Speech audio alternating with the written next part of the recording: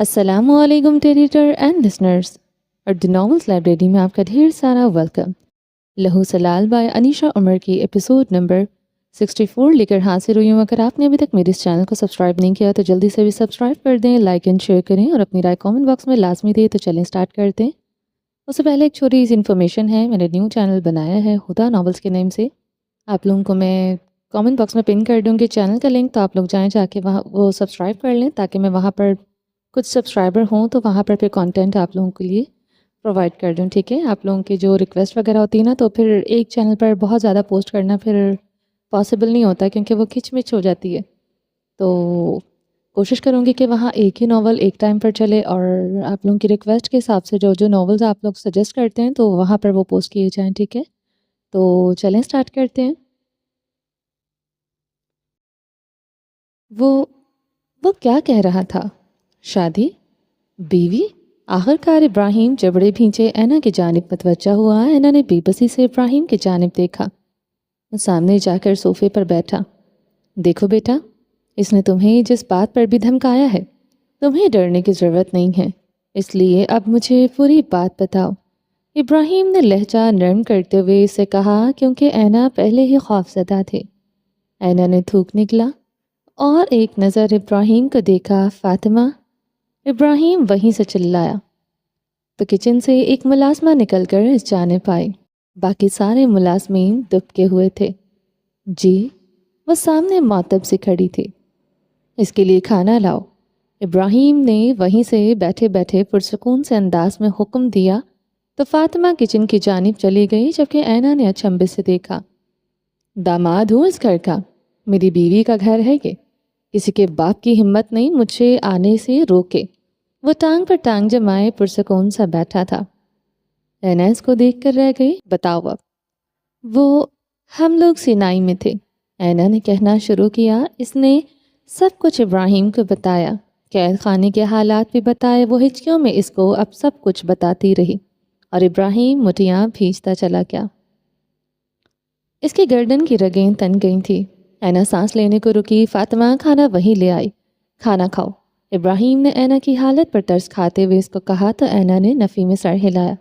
مجھ سے نہیں کھایا جاتا کھانا، پتہ نہیں بابا کے سال میں ہوں گے۔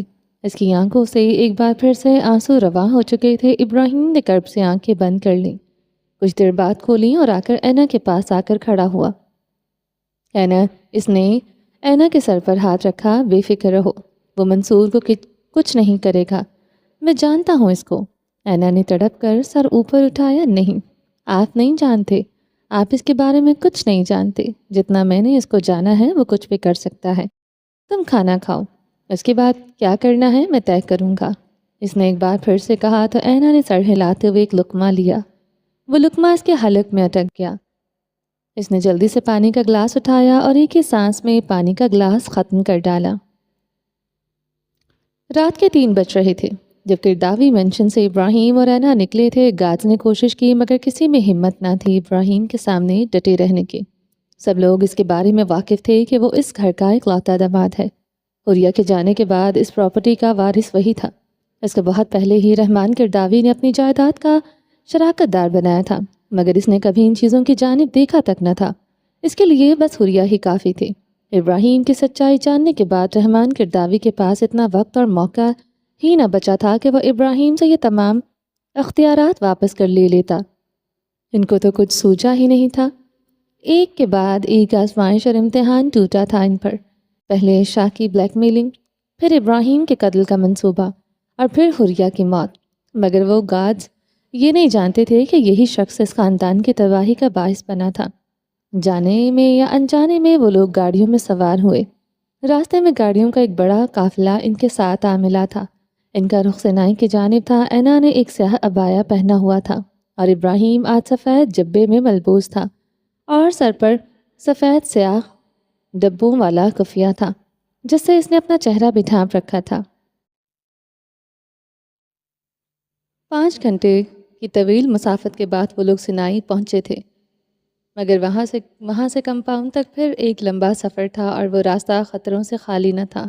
وہاں جگہ جگہ مائنز تھیں جو کہ حسن نے بچھائی ہوئی تھی۔ اینا کو اس بات کا علم تھا، اس لیے وہاں سے کمپاؤنڈ تک جانا ایک نیا امتحان تھا، مگر ابراہیم کسی امتحان سے خوفزدہ نہ تھا۔ اس کو ان قیدیوں کو رہا کروانا تھا ہر قیمت پر۔ ایک ہیلی کاپٹر وہاں موجود تھا، مگر اس میں بس چند ہی لوگ جا سکتے تھے۔ مگر ابراہیم کچھ سوچ کر ہی وہاں پہنچا تھا۔ وہ لوگ اور چند ایک اور گارڈز ہیلی کاپٹر میں روانہ ہو گئے۔ اینا ان کے ساتھ تھی، جبکہ باقی لوگ مختلف ٹکڑیوں میں بٹ گئے تھے۔ ان ٹکڑیوں کے سامنے ایک گاڑی چلتی تھی جس میں کوئی ڈرائیور نہ تھا۔ وہ گاڑی خود کار سسٹم کے تحت چل رہی تھی، جس کو پچھلی گاڑی میں موجود لوگ آپریٹ کر رہے تھے۔ باقی گاڑیاں اسی گاڑی کے عین پیچھے ایک لکیر میں چلتی تھیں۔ یوں اگر مائن پھٹتی تو پہلے اگلی گاڑی تباہ ہو جاتی، اسی طرح کوئی جانی نقصان نہ ہوتا۔ یہی وہ طریقہ کار تھا جو ابراہیم نے اپنایا تھا، مگر مسئلہ یہ تھا کہ اس میں وقت زیادہ لگنا تھا، اس لیے وہ خود ہیلی سے گیا تھا، جبکہ باقی گارڈز اب آرام آرام سے پہنچتے۔ سفیر، عیشا اور زرار گارڈز کے ساتھ ہی تھے۔ ہیلی کاپٹر لینڈ ہوا تو ابراہیم اینا کا ہاتھ پکڑے نیچے اترا۔ گارڈ سامنے آئے۔ شاہ کے گارڈز کی ایک مخصوص خوبی تھی کہ وہ لوگ ہمیشہ سر جھکائے ہی شاہ کے سامنے آتے تھے۔ کبھی کسی میں ہمت نہیں ہوئی تھی شاہ کی آنکھوں میں دیکھنے کی۔ سفید جبہ پہنے اور سر پر کفیہ باندھے وہ 6 فٹ 3 انچ کا مرد نیچے اترا، جس کے ہمراہ قبایا میں ملبوس خاتون تھی۔ وہ سب اس لڑکی کو جانتے تھے۔ ابھی 2 دن پہلے ہی تو شاہ اس لڑکی کو یہاں سے اپنی دلہن بنا کر لے کر گیا تھا۔ وہ لوگ کیسے بھول سکتے تھے اس کو؟ وہ دونوں بنا کسی رکاوٹ کے اندر کی جانب بڑھ گئے۔ سب گارڈز نے ان دونوں کے گرد ایک مضبوط حصار بنا لیا تھا۔ یہ حصار شیش حسنا فندی کے گرد باندھ رہے تھے، جس کی آنکھیں سیاہ تھیں، تیز تلوار کی دھار جیسی۔ دفتن اینا نے مڑ کر ابراہیم کی آنکھیں دیکھی تھی، وہ سیاہ تھی، تیز تلوار کی دھار جیسی آنکھیں تھیں۔ اینا نے پلکیں جھپکی، وہ خوف زدہ تھی، پکڑے جانے کے خوف سے وہ لرز رہی تھی۔ ابراہیم نے اس کا ہاتھ اپنے ہاتھوں میں دبایا تو اس نے تھوک نکلا۔ وہ لوگ کمپاؤنڈ کے اندر داخل ہوئے۔ ابراہیم ایک لفظ نہ بولا۔ اس کو شیش حسنا فندی کے کمرے میں لے جا کر ٹھہرایا گیا۔ گارڈ چلے گئے تو اینا نے جلدی سے اپنا سکارف ڈھیلا کیا، اس کو سانس تک نہیں آ رہی تھی۔ ابراہیم نے نارمل سے انداز میں اپنے خفیہ کا بنا ہوا نقاب اتارا۔ آپ نہیں جانتے کہ میری اس وقت کیا حالت ہے۔ اینا نے وہاں پڑے جگ سے ایک گلاس پانی نکالا۔ اس سے پہلے کہ وہ اس گلاس کو لبوں سے لگاتی، ابراہیم نے فوراً وہ گلاس پکڑ لیا۔ اینا نے پھٹی پھٹی آنکھوں سے دیکھا۔ یہاں تم کچھ بھی کھا پی نہیں سکتی، اس نے کہتے ہوئے وہ پانی دوبارہ جگ میں انڈیل دیا۔ مگر کیوں؟ مجھے پیاس لگی ہوئی ہے۔ اینا نے بےچارگی سے اس جگ کو دیکھا۔ تم پاگل ہو یا بس میرے سامنے بن رہی ہو؟ ابراہیم نے کوفت زدہ ہو کر اینا کا بے وقوف سا چہرہ دیکھا۔ کیا مطلب تم نے اتنے دن بلکہ ہفتے اس کے ساتھ گزارے، اتنا بھی نہیں جان پائی؟ کیا کہہ رہے ہیں آپ؟ وہ جھنجھلائی۔ مطلب کہ وہ اپنے ٹھکانے سے جاتے وقت وہاں موجود ہر شے میں زہر ملا کر جاتا ہے۔ یہ پانی، یہ زہر ہے، یہاں موجود ہر شے میں زہر ہے۔ اینا کا منہ کھل گیا تھا، اس لیے کہ اگر یہاں کوئی اس کی مرضی کے بنا آتا بھی ہے تو جان سے جائے گا۔ تو اینا نے خشک لبوں پر زبان پھیری۔ تو یہ کہ یہاں کسی شے کو ہاتھ تک نہ لگانا، مگر ہم نے جگ اور گلاس کو چھوا ہے۔ اینا نے اپنے ہاتھوں کو دیکھا۔ اٹس اوکے، جگ کو کوئی کیوں چھوئے گا؟ پانی پینے کے لیے، دیٹس اٹ۔ اگر کوئی پیاسا ہے تو پانی پی کر مرے گا، اس لیے جگ کے اندر زہر ہے، نہ کہ باہر۔ مگر ہاں، باقی کسی شے کو ہاتھ مت لگانا۔ اس نے تنبیہ کی تو اینا نے ایک جھرجھری سی لی۔ رات کے پچھلے پہر اس کی آنکھ کھلی تھی، سائڈ ٹیبل پر پڑے لیمپ کی روشنی میں کمرے میں پھیل چکی تھی۔ اس نے وقت دیکھا تو ابھی 1 بج رہا تھا، یعنی ابھی سحری میں کافی وقت تھا۔ اس نے کروٹ لی تو دینا دنیا جہاں کی معصومیت سمیٹے اس کے ساتھ ہی سو رہی تھی۔ منال نے اس کی تنہائی دور کرنے کے لیے دینا کو اس کے کمرے میں بھیج دیا۔ دینا وہ کتنی دیر کھیلتی رہی اور پھر دینا سو گئی۔ صفا نے مسکرا کر دینا کے ماتھے پر لب رکھے، وہ اس کے پھولے ہوئے گالوں پر ہاتھ پھیرا۔ دینا نیند میں ہلکا سا مسکرا تھی۔ صفا کے لب بھی مسکراہٹ میں ڈھلے، نہ جانے کیوں دل میں ایک ننھی سی کلی چٹکی تھی، ایک خوبصورت سا احساس۔ بچوں کے ساتھ شاید یوں ہی محسوس ہوتا ہے۔ وہ کتنی ہی دیر دینا کا چہرہ دیکھتی رہی، وہ اس پرسکون نیند کی آغوش میں تھی۔ پھر صفا نے بیڈ روم سے ٹیک لگائی اور اپنا موبائل اٹھایا۔ کوئی نوٹیفیکیشن نہیں تھا، نہ کوئی کال اور نہ ہی کوئی میسج، مگر پھر بھی اس نے ان باکس کھول کر تسلی کی تھی، مگر وہ خالی تھا۔ پھر یوں ہی اس نے سارے سوشل میڈیا کا اکاؤنٹس دیکھے کہ شاید کسی اور طرح اس نے رابطہ کیا ہو، مگر رابطے کی ساری سائٹس کے ان باکسز خالی تھے۔ صفا کو اس دنیا میں سب سے زیادہ ویران اور سنسان اس وقت وہ موبائل فون لگا تھا۔ اس کا دل کیا اس کو وادیوں میں دیوار میں پٹک دے، مگر اس نے ضبط کر لیا۔ وہ الارم دیکھا جو کہ اس نے پہلے ہی سیٹ کیا ہوا تھا اور فوراً دوبارہ سائڈ ٹیبل پر پٹک دیا۔ اللہ پوچھے آپ کو۔ اس کی آنکھوں میں نمی بھرنے لگی، مگر اس نے جلدی سے اپنی آنکھیں رگڑیں۔ میں کیوں روؤں بھلا؟ آپ ایک بار آ جائیں، آپ کو رلاؤں گی۔ اس نے دل ہی دل میں ٹھان لی تھی۔ اس کو اس وقت نہ جانے کیوں بیک وقت رونا بھی آ رہا تھا اور غصہ بھی۔ ابراہیم نے پہنچ کر ایک میسج تک نہ کیا۔ ابھی بھی اتنی بھی کیا مصروفیت ہے کہ بندہ اپنے خاندان کو ہی بھول جائے؟ ایک میسج کر دیتے، کم از کم کیا چلا جاتا۔ اس نے دوبارہ موبائل اسکرین کو دیکھا، مگر وہ خاموش رہی۔ صفا یوں ہی ٹیک لگائے بیٹھی رہی۔ دوبارہ پھر سے اس کی آنکھ کب لگی اس کو اندازہ ہی نہ ہو سکا۔ وہ لوگ اس وقت حسن کے کمرے میں ہی تھے۔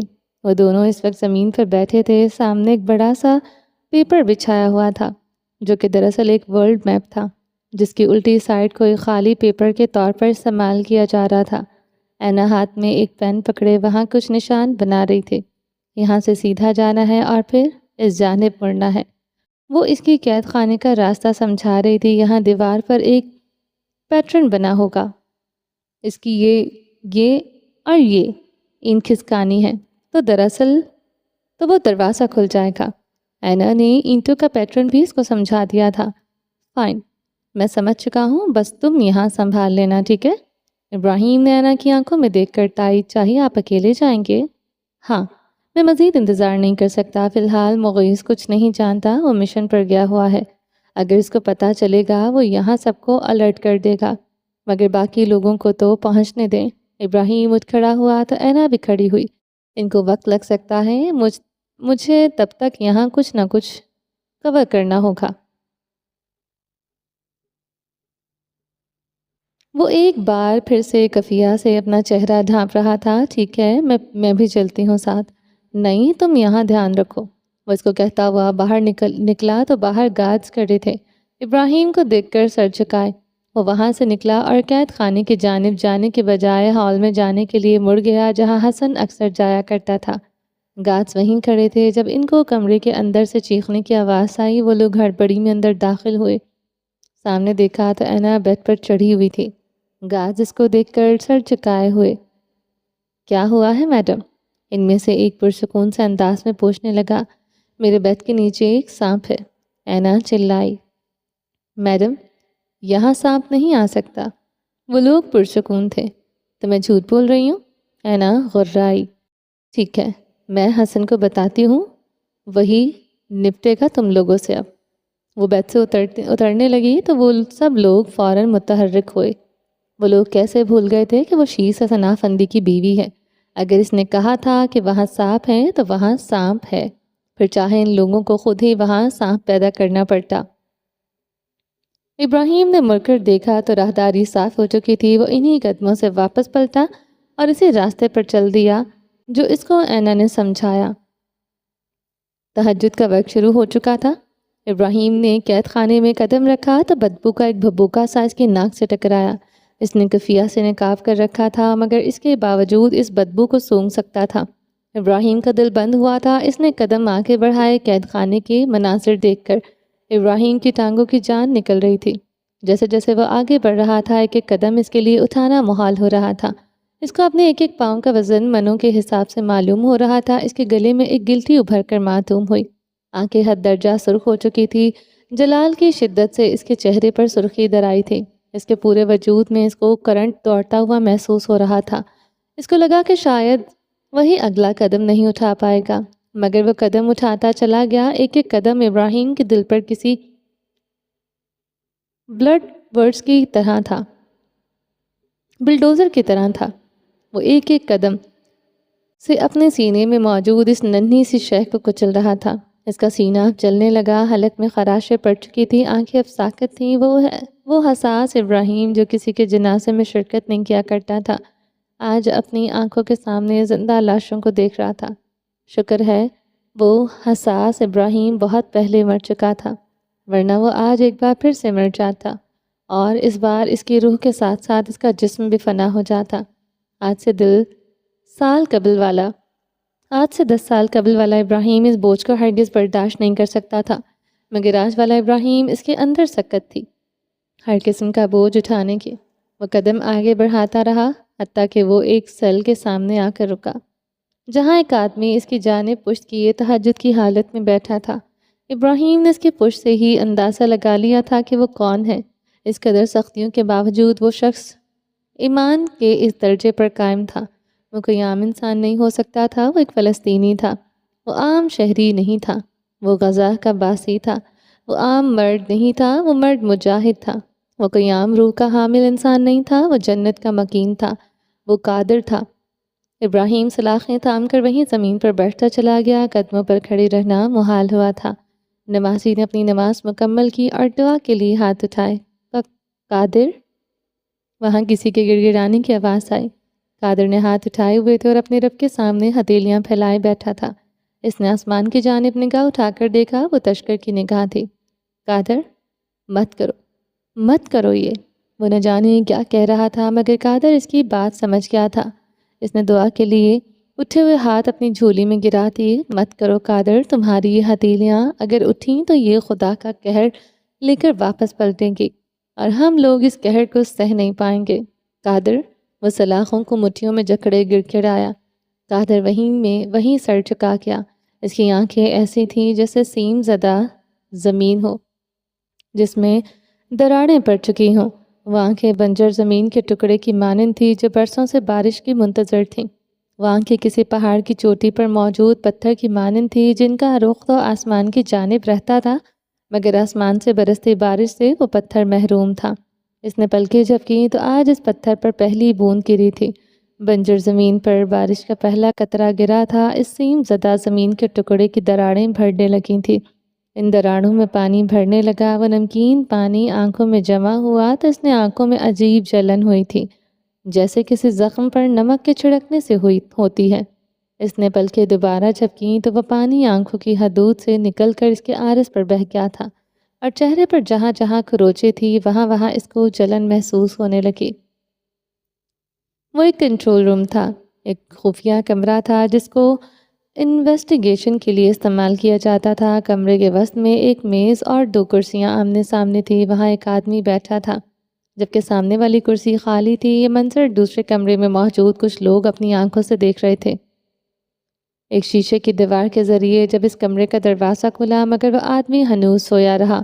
وہاں 2 لوگوں کے قدموں کی چاپ تھی۔ ایک ملزم تھا جس کے ہاتھوں میں ہتھ کڑی تھی، جبکہ ساتھ ایک اہلکار تھا جو سول کپڑوں میں ہی تھا۔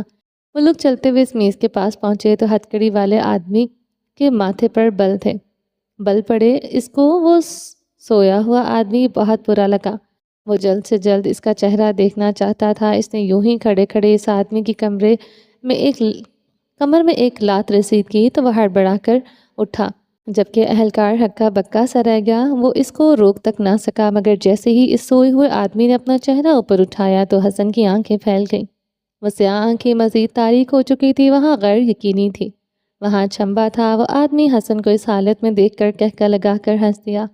اس کے چہرے پر زخموں کے نشان تھے، مگر کہکا پھر بھی اس نے جاندار لگایا۔ آفیسر وہاں سے جا چکا تھا۔ حسن اپنی کرسی پر بیٹھ گیا۔ وہ پراسرار سے نگاہ سامنے بیٹھے شخص پر ڈالے ہوئے تھا۔ لگتا ہے جہنم کو بھی تم جیسا بےہودہ شخص قبول نہ تھا، اس لیے اس نے بھی تمہیں واپس یہیں پھینک دیا۔ حسن نے اپنی اصلی انداز میں سامنے والے کا تمسخر اڑایا تھا۔ تو تم بھیج چکے تھے جہنم، اب اگر راستے میں میری گاڑی نے یو ٹرن لے لیا تو میرا قصور؟ وہ اسی کے انداز میں جواب دیتا ہنس دیا۔ بکواس بند کرو، حسن نے کہتے ہوئے سکون سے ٹیک لگا دی۔ کیسے بچایا اس نے تمہیں؟ اس کا دل کیا تھا کہ وہ اس کہانی کو ایک سگریٹ کے کش کے ساتھ انجوائے کرتا، مگر ان اہلکاروں منحوس ماروں نے اس کو سگریٹ نہیں دیا تھا۔ میڈم، یہاں سانپ نہیں ہے، گارڈ تھک ہار کر بولے تھے۔ وہ 3 لوگ تھے۔ اینا ابھی تک بیڈ پر کھڑی تھی۔ کیا مطلب نہیں ہے؟ میں پاگل ہوں کیا؟ وہ پورے روپ سے بولی تو گاز ایک بار پھر سے سارا کمرہ چھاننے لگے تھے۔ اس کو وہاں بیٹھے 1 گھنٹہ بیت گیا تھا۔ اس کے سامنے قادر بیٹھا تھا۔ وہ دونوں دوست آج کتنے دنوں بعد اکٹھے ہوئے تھے۔ عام حالات میں یہ دوری، یہ فاصلہ کچھ نہ تھا، مگر جس حالت میں قادر کو رکھا گیا تھا، قادر کے لیے وہاں گزارا ہوا ایک ایک پل صدیوں کے برابر تھا۔ توکل کے سہارے انسان عمریں گزار سکتا ہے، مگر یہ کوئی نہیں جانتا کہ ان عمروں کا ایک ایک لمحہ کتنا اذیت ناک ہوتا ہے۔ ہر پل ٹوٹتا امید کا بندھن، ہر وقت خود کو ہار دینے کا خوف، انسان کے لیے یہ آسان نہیں ہے۔ مجھے معاف کر دو قادر۔ ابراہیم کو اپنی آواز کسی کھائی سے آتی ہوئی محسوس ہوئی۔ قادر نے مسکرا کر اس کے ہاتھ تھامے۔ نہیں میرے بھائی، تم سے جو ہوا تم نے کیا، جو ہم سے ہوا ہم نے کیا، اور جو اس سے ہوا اس نے کیا۔ جس کی جھولی میں جو تھا اس نے وہی پیش کیا۔ تمہاری جھولی میں اثار تھا، میرے بس میں قربانی تھی، اور اس شخص کی جھولی میں نفرت تھی۔ حسن کا نام تک نہیں لے پا رہا تھا قادر۔ ابراہیم سر چکا ہی اس بات میں سر ہلایا، پھر وہ اپنا چہرہ صاف کرتا اٹھ کھڑا ہوا۔ وہاں کسی کے قدموں کی چاپ سیڑھیوں کی جانب سے ہو رہی تھی، کیونکہ جو راستہ گاز کو استعمال کرتے کرتے وہ سیڑھیاں تھیں جو کسی تہہ خانے کی سیڑھیوں کی مانند وہاں اتری تھیں۔ قادر چوکنا ہو گیا۔ ابراہیم بھی اٹھ کھڑا ہوا اور جا کر سیڑھیوں کے پاس ایک ڈرم کی اوٹ میں ہو گیا۔ تمام قیدی جو کچھ دیر پہلے ابراہیم سے مل کر اپنے دل کا بوجھ اتار رہے تھے، اب سے دوبارہ اسی طرح ہو گئے جیسے پہلے تھے۔ کچھ دیر میں وہاں ایک گارڈ اترا۔ اس سے پہلے کہ اس کا رخ بدلتا، ابراہیم نے اس کو عقب سے ہی دبوچ لیا تھا۔ اس کے حلق سے آواز تک نہ نکل پائی اور ابراہیم اس کی گردن مروڑ چکا تھا۔ قیدیوں نے خوشی سے اس جانب دیکھا، مگر تاریکی کے باعث وہ لوگ زیادہ کچھ دیکھ نہ پائے تھے۔ اسی طرح وہاں راؤنڈ پر آنے والے 5 گارڈز اپنی ٹوٹی ہوئی گردنوں کے ساتھ زمین بوس ہو چکے تھے۔ اس کو بس تھوڑی دیر اور انتظار کرنا تھا، جب تک سفیر اور زرار لوگ نہیں پہنچ جاتے تھے۔ ان کے آنے تک اس کو اکیلے ہی سب کچھ سنبھالنا تھا، مگر وہ سنبھال رہا تھا۔ 3 بجے اس کا الارم رنگ ہوا تو وہ ہڑبڑا کر اٹھی تھی۔ اس نے جلدی سے الارم بند کیا اور ایک نظر دینا کو دیکھا۔ وہ ابھی تک سو رہی تھی۔ اس نے اس کے ماتھے پر پیار کیا اور واش روم میں گھس گئی۔ وضو کیا، نوافل پڑھے۔ دینا ہنوز سو رہی تھی۔ کمرے کی اچھی طرح سے باہر سے بند کر کے وہ سیڑھیاں اتری تو زلیخا اور منال پہلے ہی ٹیبل پر سحری لگا رہی تھی۔ صفا شرمندہ سی ان کے پاس پہنچی۔ میں ہیلپ کروا دیتی نا۔ اس نے جلدی سے منال کے ہاتھ سے پانی کا جگ پکڑا اور میز پر رکھا۔ منال نے مسکرا کر اس کی جانب دیکھا۔ نیند اچھے سے آئی؟ انہوں نے طمانت سے پوچھا تو صفا نے بس سر ہلانے پر اکتفا کیا تھا۔ چلو آ جاؤ، اب سحری کرتے ہیں۔ زہرا بھی آ گئی تو وہ چاروں سحری کے لیے بیٹھی کہ باہر سے گاڑی کے ہارن کی آواز آئی۔ صفا کے دل میں ایک پل کو اداسی سی اتری۔ کاش وہ ہارن ابراہیم نے دیا ہوتا، مگر وہ سفیان گرسی تھے۔ منال مسکرا کر اپنی جگہ سے اٹھ کر لاؤنج میں آئیں۔ وہ باہر سے آئے۔ انہوں نے کوٹ صوفے پر اچھالا۔ منال نے ان کا بیگ پکڑا۔ فریش ہو کر آ جائیں، بس ہم سحری کرنے ہی لگے تھے۔ شکر ہے میں وقت پر پہنچ گیا۔ وہ مسکرا کر اپنے کمرے کی جانب بڑھ گئے۔ وہ لوگ ان کا انتظار کرتی رہیں۔ کچھ دیر میں وہ جلدی سیڑھیاں اترتے دکھائی دیے، مگر ان کے پیچھے یاقوت اور مرجان بھی اپنے نائٹ سوٹ میں چلے آ رہے تھے۔ تم لوگ کہاں چلے آ رہے ہو؟ سفیان صاحب سیڑھیاں اترتے بنا پلٹے ہی بولے تھے۔ وہ لوگ پیچھے چلے آ رہے تھے۔ ہم بھی روزہ رکھیں گے، یاقوت نے پرجوشی سے کہا۔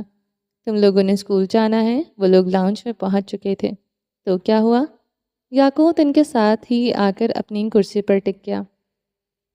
مرجان سے قدم اٹھاتا وہیں کرسی کھینچ کر بیٹھ گیا۔ منال اور صفا نے حیرت سے ان لوگوں کی جانب دیکھا۔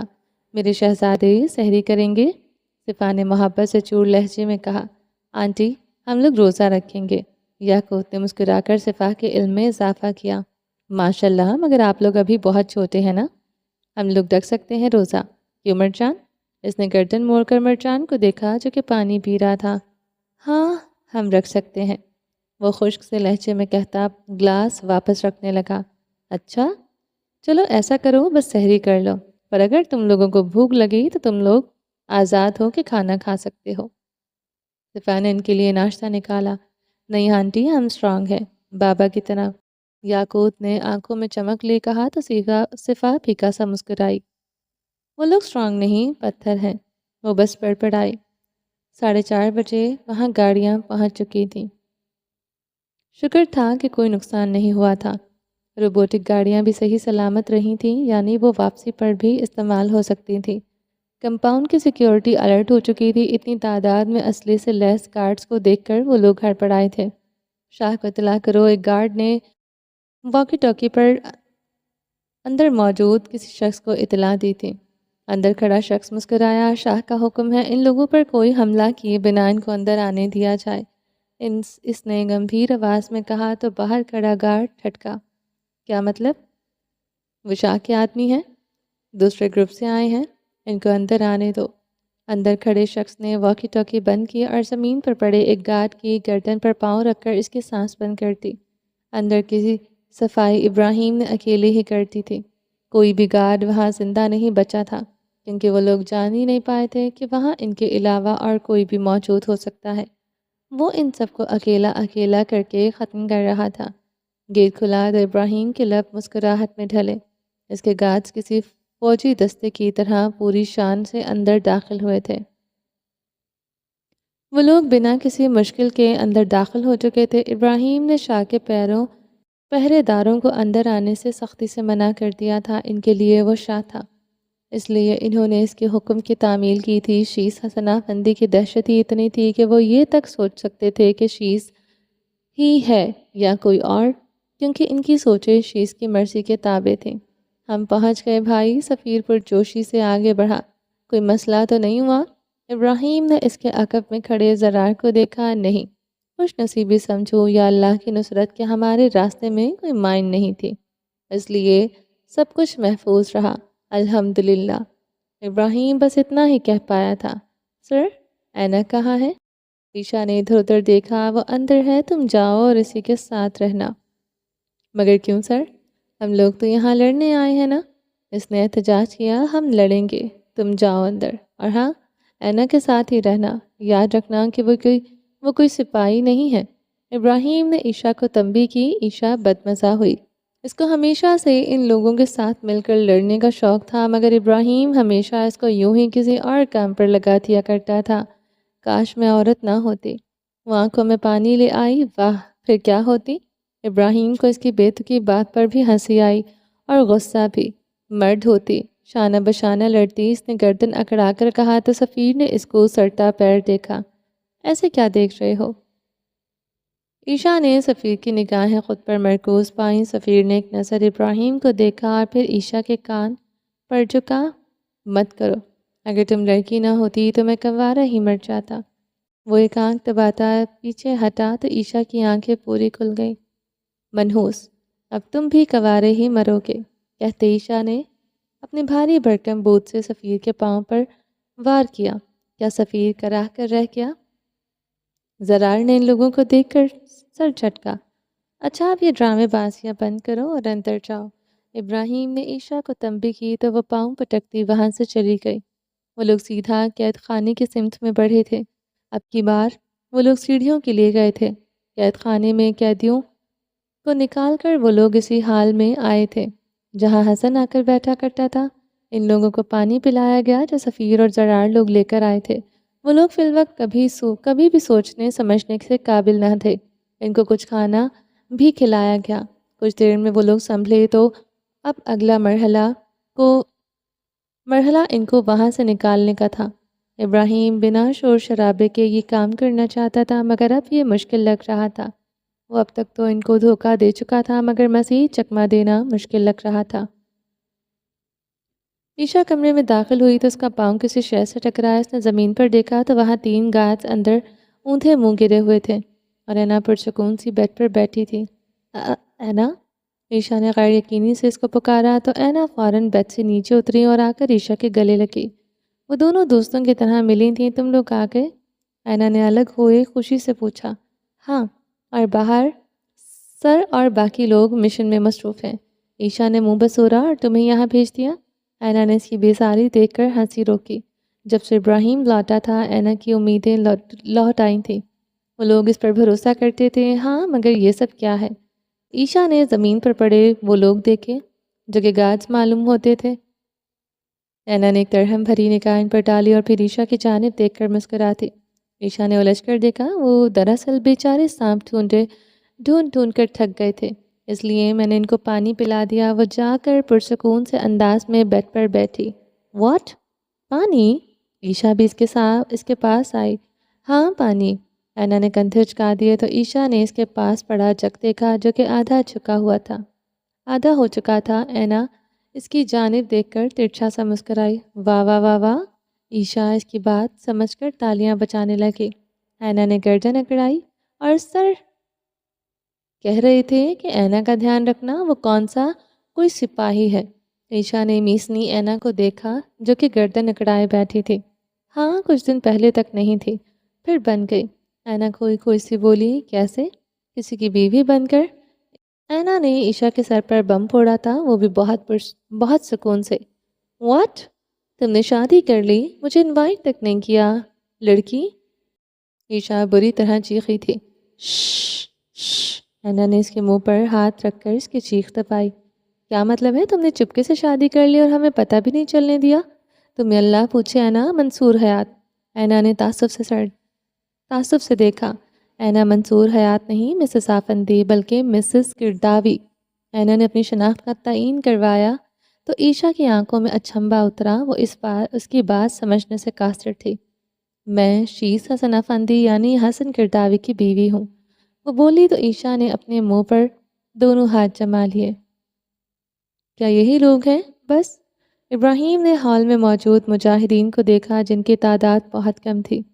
ہاں یہی ہیں، باقی کہتے ہوئے قادر کی آواز حلق میں دم توڑ گئی۔ ابراہیم نے مٹھیاں بھینچ لیں۔ ان کی قربانی راہ کا نہیں جانے دوں گا۔ ابراہیم نے باقیوں کو اشارہ کیا۔ ان کی نظر اب باہر کھڑے گارڈز پر تھی۔